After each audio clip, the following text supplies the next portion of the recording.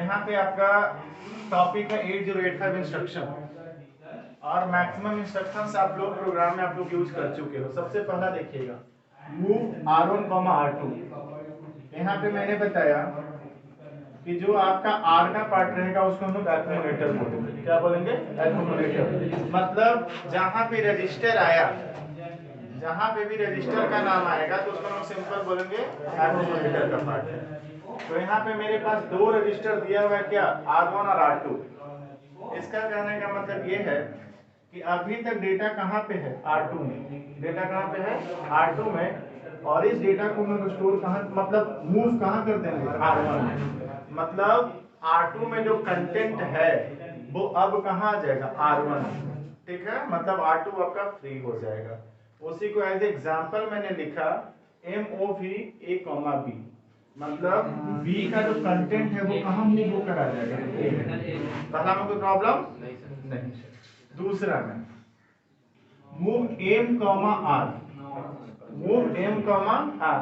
देखिएगा जब एग्जाम में आपका इंस्ट्रक्शंस पूछा जाएगा तो आप अपने मन से भी इसको बढ़ाकर लिख सकते हैं। कैसे वो मैं दिखा रहा हूँ। दूसरा क्या है? Move M, R। R कहने का मतलब क्या? अभी आपने देखा प्रोग्राम में सब्ट्रैक्शंस में कि रिजल्ट मेरा कहाँ पे स्टोर था? एक्यूमुलेटर में। और हम लोग उसको फिर कहाँ ले जाकर स्टोर किए? 2503H पर। वही चीज यहाँ पे दिया हुआ है कि आपका जो कंटेंट है वो अभी कहाँ पर है? एक्यूमुलेटर में। अब इसको मूव कहाँ कर देंगे? मेमोरी में। कोई प्रॉब्लम? उसी चीज को यहाँ पे लिखा मूव M, A। मतलब डेटा मेरा स्टोर एक्यूमुलेटर में है, अब उसको हम लोग मूव कहाँ कर देंगे? मेमोरी। चलेगा? तीसरा MVI, इसका तो तुम लोग यूज किए होगे, R, डेटा। अब यहाँ ध्यान दीजिएगा, R कहने का मतलब क्या? R कहने का मतलब एक्यूमुलेटर। R कहने का मतलब एक्यूमुलेटर। ठीक है, अब यहाँ ध्यान देना, इसमें आपका कोई एड्रेस गिवन नहीं है। इसमें कोई एड्रेस गिवन नहीं है। इसके बाद अगले क्लास में मैं बताऊंगा एड्रेसिंग मोड। उसमें आपको दिखेगा कुछ ऐसे भी डेटा होते हैं जिसमें इंस्ट्रक्शंस में ही एड्रेस आपको गिवन रहेगा, कोई एड्रेस अलग से गिवन नहीं रहेगा।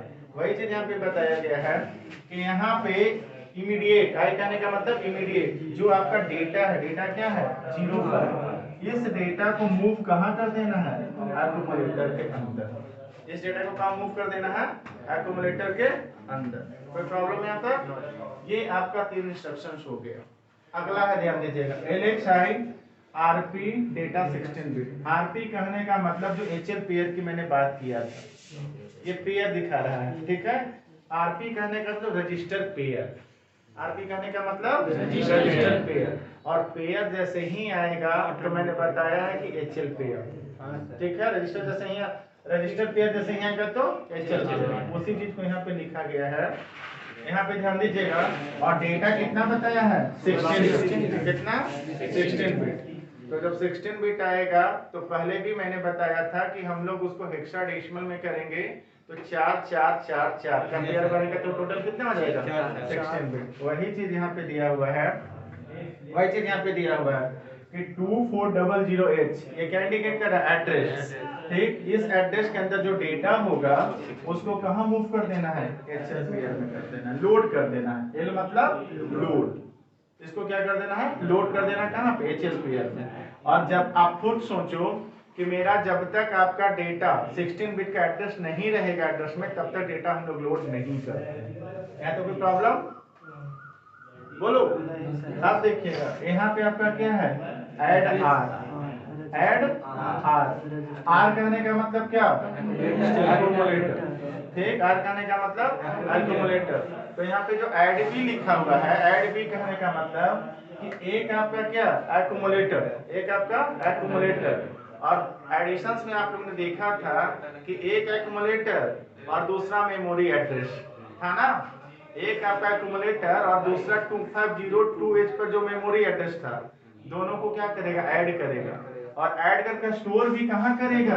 एक्यूमुलेटर में। कहाँ करेगा? एक्यूमुलेटर में। तो इसी कारण इसको लिखा जाता है ऐड R, क्योंकि रिजल्ट को हम लोग हमेशा स्टोर कहाँ करेंगे? एक्यूमुलेटर में। और वही एक्यूमुलेटर को यहाँ पे R से इंडिकेट किया है और यहाँ पे B से इंडिकेट किया है। चलेगा? मतलब the content of accumulator is added with the content of HL pair and finally store in the accumulator, और जिसको यहाँ पे क्या इंडिकेट किया है B। कोई प्रॉब्लम? सेकंड लास्ट है आपका SUBR, सबट्रैक्ट R, सेम वही चीज कि जो सबसे पहले हम लोग एक्यूमुलेटर में जो डेटा रहेगा, जो एक्यूमुलेटर में डेटा रहेगा और जो मेमोरी में एड्रेस में जो डेटा रहेगा, दोनों को क्या करेंगे? सबट्रैक्ट करेंगे और फाइनली जो स्टोर कर देंगे वो हम लोग कहाँ कर देंगे? एक्यूमुलेटर में कर देंगे। ये सब बेसिक इंस्ट्रक्शंस है आपका किसका? 8085 का। कोई प्रॉब्लम?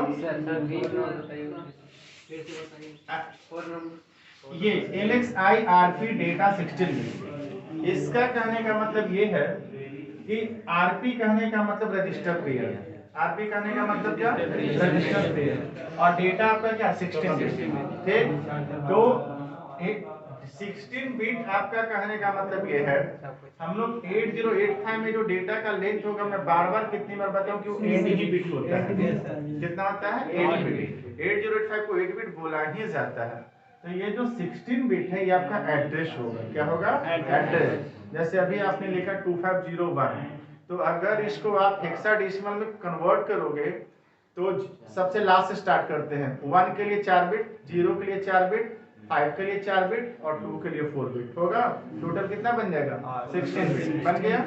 अब ये 16 बिट पे जो डेटा होगा आपका, जो भी डेटा 49H, उस डेटा को कहाँ डाल देना है? रजिस्टर पेयर में। कहाँ लोड कर देना है? रजिस्टर पेयर में। और रजिस्टर पेयर कहने का मतलब क्या? HL pair. ठीक है।